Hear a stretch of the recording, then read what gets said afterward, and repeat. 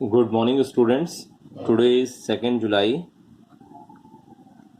2020, and your chapter number 3rd is going on. That is private, public, and global enterprises. Private, public, and global enterprises.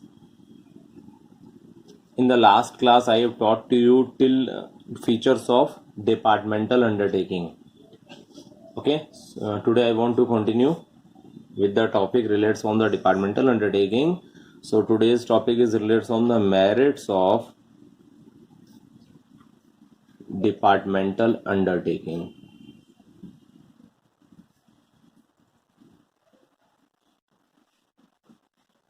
Okay, you can also tell it the advantages is also called the merits. Okay, so the some merits want to explain it here. So you can also write the departmental undertakings have following merits or following advantages. Okay, point number 1, complete government control. Students, yesterday I have taught to you about that. The departmental undertaking has been totally controlled by the specific ministry, as like railway department that has been controlled by the railway ministry, defense department that has been also controlled by the defense department. So at that time, that type of the controlling is totally based on the state or central government. Okay, so that type of the first merits is based on the complete government control. So you can also write it here. It is completely it is completely owned, managed and controlled by a government ministry, because the specific ministry will control it. Okay, so it is based on the government ministries. It facilitates the parliament to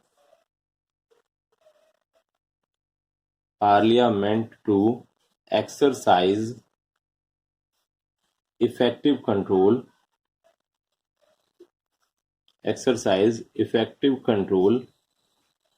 over their operations.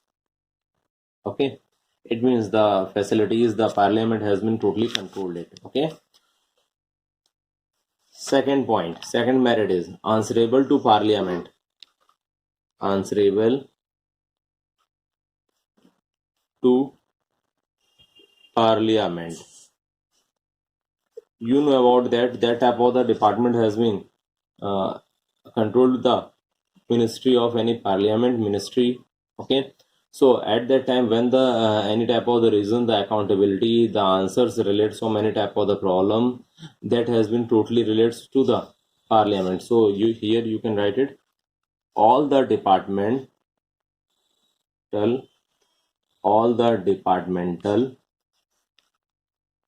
undertakings are accountable to parliament for their performance for their performance full stop. So they have to be careful about their progress and performance.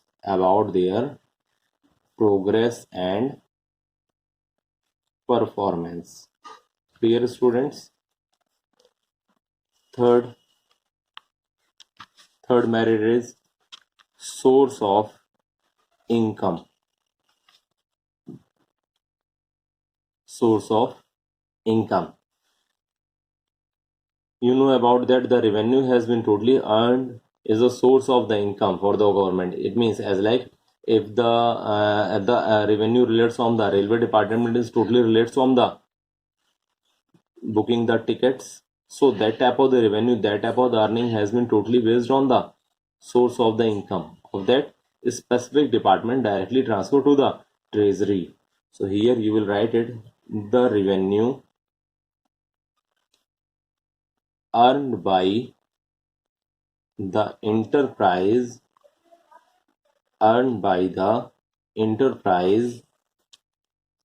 is a source of income for the government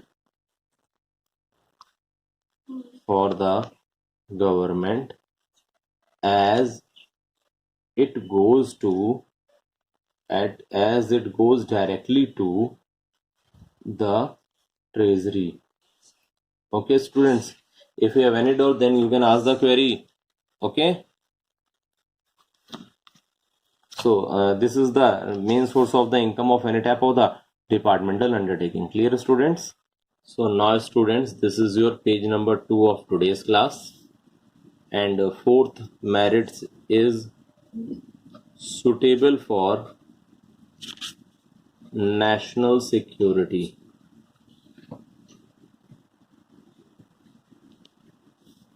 Okay, so here you can write it also. This enterprise is most suitable when national security is concerned, as it is under the direct control and supervision of the concerned ministry. Okay, so it is totally based on the national security based. It is suitable for the national security. Clear students? So these are the merits of the departmental undertakings. So now look the demerits or limitations of the departmental undertakings. Demerits of departmental undertakings. Okay, so look here carefully. Departmental undertakings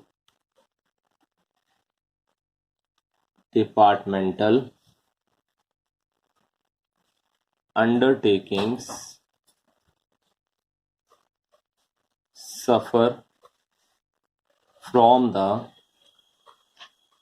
following demerits. First point is lack of flexibility.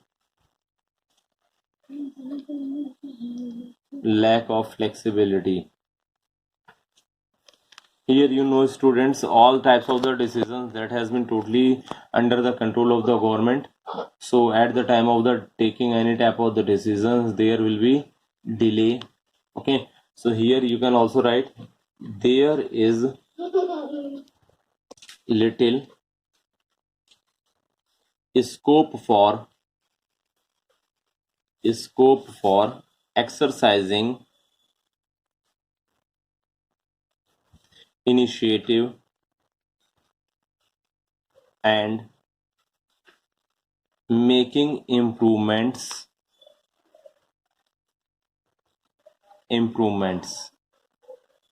little scope, because that is based on the government organization, so there is the little scope also due to lack of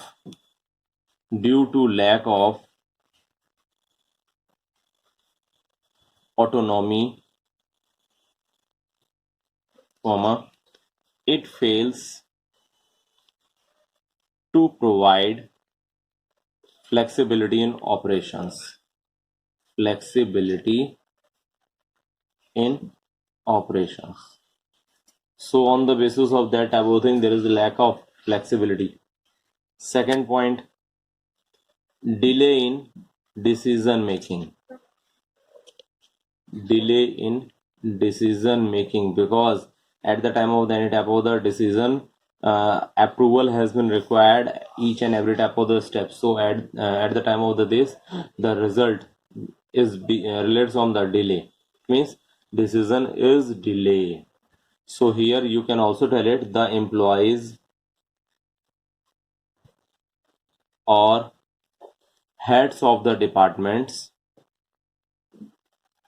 heads of the departments have to take approval, have to take approval of the concerned ministry, of the concerned ministry before taking any decision. It means without any type of the approval, no one employees, no one the head of the department can take any type of the decision. Okay, it means for the decision purpose, it has been also required the approval. Okay, this leads to delay in matters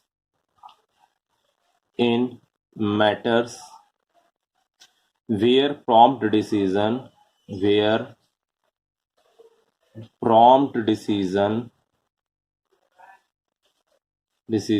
are required. It means at that time the decision is required necessary in a easy way or as soon as possible. So taking the approval from the different types of the ministry, from the different types of the concerned ministry, it will be delay.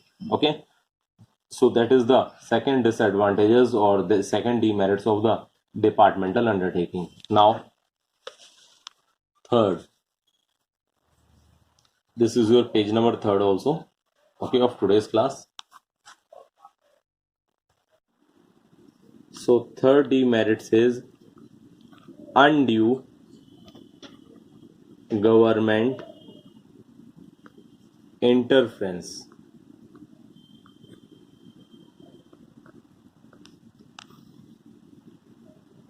So here you can also write there is a lot of political interference through the ministry. You know about that type of the department, the departmental undertaking has been controlled by the concerned ministry. So there is a lot of political interference also. So that is also demerits of the departmental undertaking. So here you can also write there is a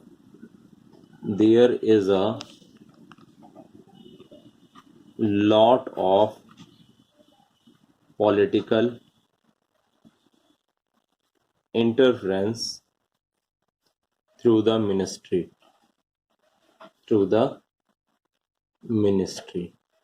Clear, students? Now last demerits, fourth demerit is indifferent to consumers' needs. Indifferent to consumers' need. Okay, so here you can write it. These enterprises are somewhat insensitive to consumer needs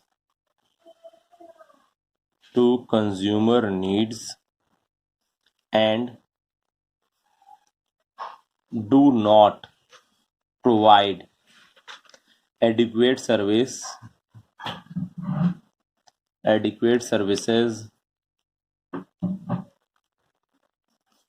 to them. Okay, so that is also demerits of the departmental undertaking, because they have not provided the satisfactory services to the consumers. Clear, students? So these are related from the departmental undertaking. Okay, so after that I want to tell about the statutory corporation. Okay, And remember students, statutory corporation is also called the public corporations. Okay, so I want to continue it. So listen and look here carefully. And that type of the statutory corporation is based on the forms of the public enterprises. So first form was departmental undertaking, and now second form is based on the statutory corporation. A statutory corporation. Okay, or it is also called public corporation. Public corporations. Okay, students. So listen carefully. A statutory corporation is a statutory corporation is a corporate body with a separate legal existence, comma, set up under a special act of parliament of parliament or of the state legislature. Full stop. Statutory corporation, I have already told you, that is also called the public corporation. Okay, clear? So it means that type of the corporation is based on the specific act of the parliament. It means when that type of the corporation has been set up, when that type of the corporation has been start the business, so at that time there is the special act of the parliament has been passed, then after that the business will commence. Clear? So now the features of statutory corporation. Features of statutory corporations. There are the different types of the features. Some features I want to explain it here. Okay, so listen carefully. A statutory corporation are statutory corporation are corporations are characterized by the following features. Following features. Okay, so students, this is your page number 4 of today's class. First feature is formation. Okay, as I have told to you, a statutory corporation has been established under a special act of the parliament. So on the basis of that type of the act of the parliament, the statutory corporation has been established. So here you can write it feature also. It is established under a special act of the parliament, full stop, comma, that lays down the objects, comma, powers and functions of the corporation. Okay, clear? Any doubt? Second point, ownership.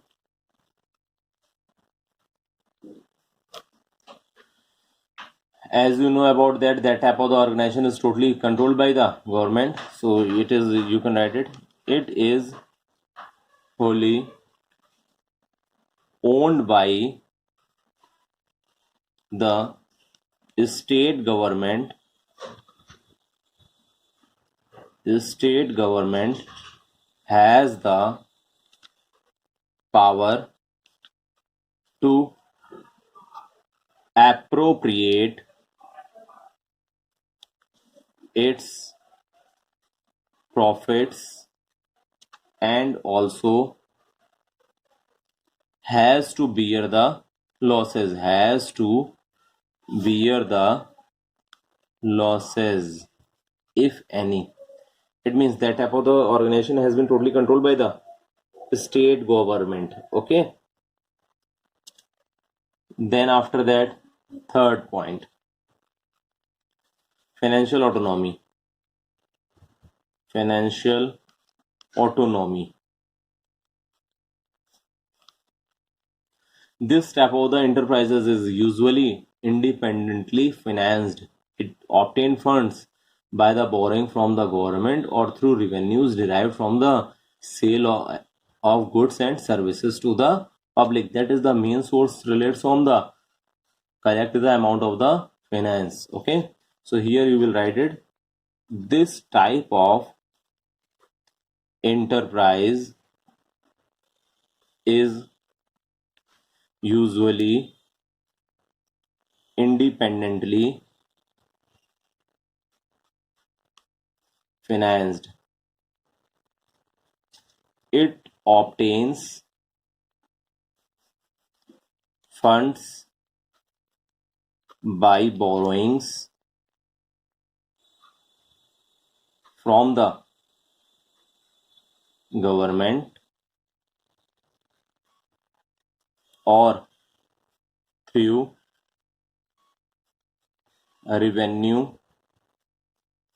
revenues derived from the sale of goods